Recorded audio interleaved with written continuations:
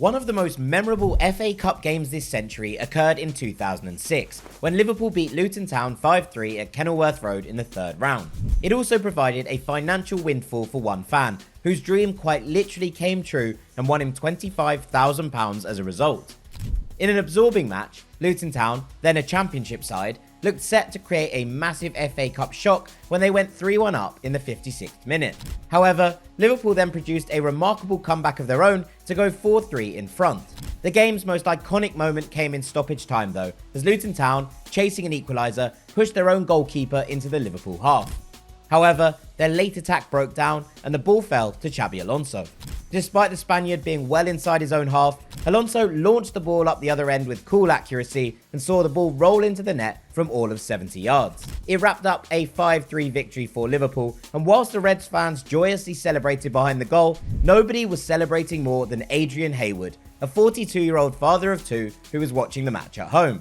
That's because Hayward remarkably had put a £200 bet on Alonso scoring from inside his own half at some point during that season at odds of 125 to 1.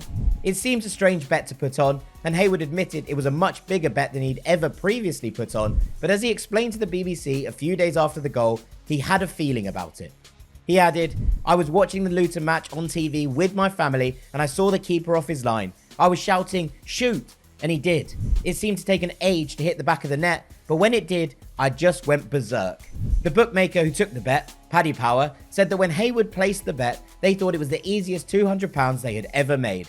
However, Alonso himself proved that it was no fluke when he scored later that year from the halfway line again, this time against Newcastle United in the Premier League. The victory over Luton was the first step for Liverpool in their 2006 FA Cup triumph that finished with Steven Gerrard's now legendary winner against West Ham in the final.